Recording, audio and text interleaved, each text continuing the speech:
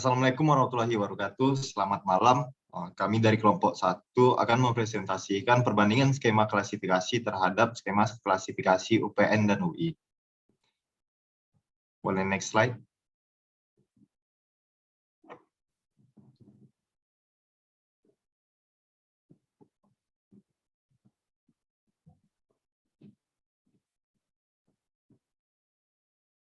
Kami beranggotakan 5 orang. Yang pertama itu ada saya pribadi, Dio Anugrah. Selanjutnya ada Rio Arya Saputra, Alivia Yulianti, Syafira Dwi Rahmadita Putri, dan Syafia Bachna. Slide yang selanjutnya boleh. Fungsi substantif. Fungsi substantif adalah fungsi pokok atau utama dari sebuah instansi. Fungsi fasilitatif. Fungsi fasilitatif adalah fungsi yang menunjang tujuan pokok dari sebuah instansi.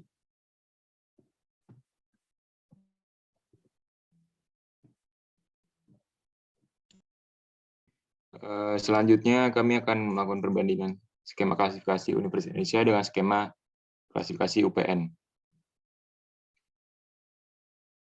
Boleh di next slide.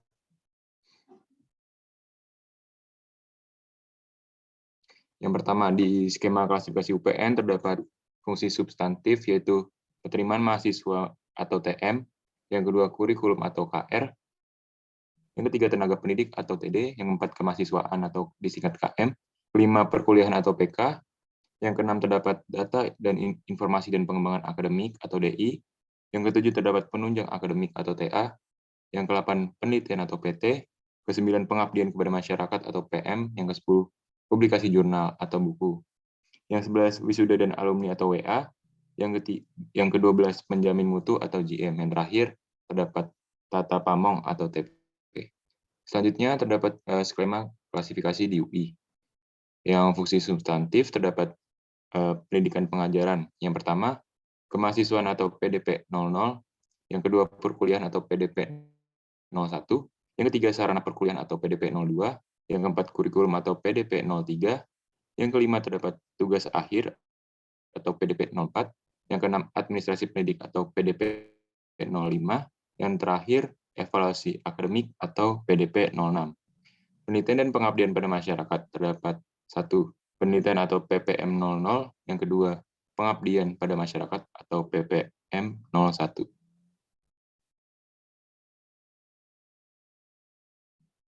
Yang kedua terdapat fungsi fasilitatif yang terdapat di UPN. Pertama terdapat perencanaan atau PR, yang kedua hukum atau HK, ketiga organisasi dan ketata laksanaan atau OT, keempat kearsipan atau KA, kelima ketatausahaan atau TU, keenam kerumah tanggaan atau RT, yang ketujuh terdapat perlengkapan atau PL, ke-8 hubungan masyarakat atau HM, ke-9 pendidikan dan pelatihan atau DL, ke-11 teknologi informasi dan komunikasi atau TI, ke-11 PA, yang ke-12 kepegawaian atau KP, ke-13 keuangan KU, dan terakhir badan usaha atau BU. Selanjutnya terdapat skema klasifikasi di UI. Untuk fungsi fasilitatif.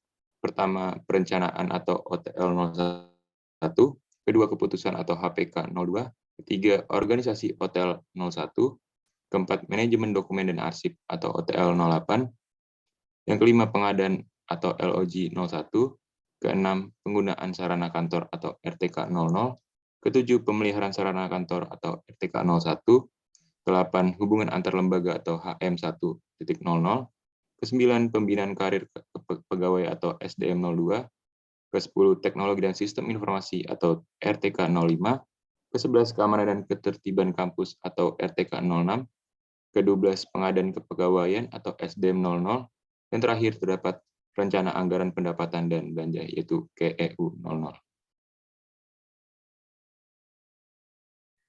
Dalam skema klasifikasi UI dengan skema klasifikasi UPN ada sedikit perbedaan, yaitu yang pertama, dalam skema klasifikasi UPN, penerimaan mahasiswa baru memiliki klasifikasi sendiri, namun dalam skema klasifikasi UI dijadikan satu dalam klasifikasi kemahasiswaan. Yang kedua, terdapat beberapa perbedaan nama mengenai fungsi-fungsi di universitas tersebut. Misalnya dalam fungsi fasilitatif UPN terdapat organisasi dan tata laksana, Namun, dalam fungsi fasilitatif UI hanya organisasi saja. Yang ketiga, dalam kedua skema yang memiliki perbedaan nama, terdapat beberapa dokumen yang berbeda juga namanya, tetapi maksud dan tujuannya tetap sama.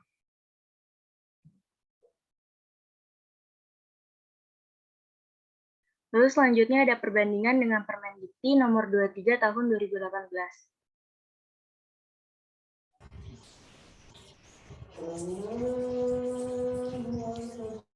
Yang pertama ada skema klasifikasi di UPN dalam fungsi substantif. Yang pertama ada penerimaan mahasiswa atau TM, yang kedua kurikulum atau KR, yang ketiga tenaga pendidik atau TD, yang keempat kemahasiswaan atau KM, yang kelima perkuliahan atau PK, yang keenam data informasi dan pengembangan akademik atau DI, yang ketujuh ada penunjang akademik atau TA, yang ke-8 ada penelitian atau PT, 9 ada pengabdian kepada masyarakat atau PM, yang ke-10 ada publikasi jurnal atau buku atau PJ, ke-11 ada wisuda dan alumni atau WA, 12 penjamin mutu atau JM, dan yang ke-13 ada tata pamong atau TP. Dan ada dari Permendikti nomor 23 tahun 2018 dari fungsi substantifnya, yaitu yang pertama penerimaan mahasiswa atau TM, yang kedua kurikulum atau KR, yang ketiga tenaga pendidik atau TD, yang keempat kemahasiswaan atau KM, yang kelima perkuliahan atau PK, yang keenam data informasi dan pengembangan akademik atau DI, yang ketujuh penunjang akademik atau TA, yang ke-8 penelitian atau PT, yang ke-9 pengabdian kepada masyarakat atau PM, yang ke-10 publikasi jurnal atau buku atau PJ, yang ke-11 wisuda dan alumni atau WA, yang ke-12 penjaminan mutu atau JM, dan yang terakhir ada tata pamong atau TP.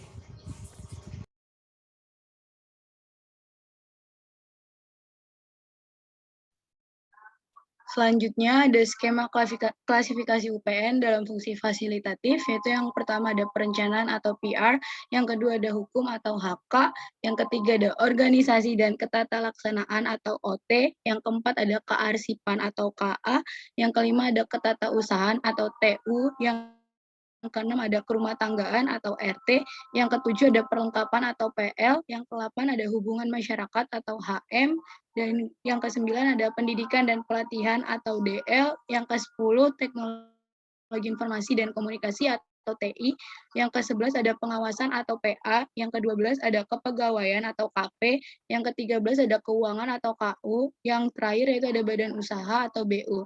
Sedangkan untuk Permendikti nomor 23 tahun 2018 terdapat fungsi fasilitatif yaitu perencanaan atau PR, yang kedua ada hukum atau HK, yang ketiga organisasi dan ketatalaksanaan atau OT, yang keempat ada kearsipan atau KA, yang kelima ada ketatausahaan atau TU, yang keenam ada kerumah tanggaan atau RT, yang ketujuh ada perlengkapan atau PL, yang ke-8 ada hubungan masyarakat atau HM, yang ke-9 ada pendidikan dan pelatihan atau DL, yang ke-10 ada teknologi informasi dan komunikasi atau TI, yang ke-11 ada pengawasan atau PA, yang ke-12 kepegawaian atau KP, yang ke-13 keuangan atau KU, dan yang terakhir itu badan usaha atau BU.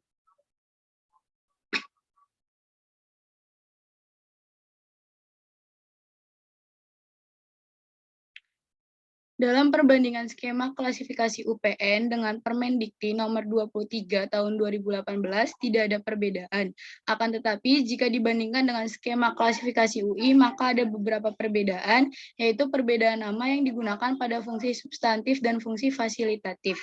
Contohnya dalam skema klasifikasi UI terdapat evaluasi akademik, sedangkan dalam Permendikti nomor 23 tahun 2018 disebut dengan penjaminan mutu.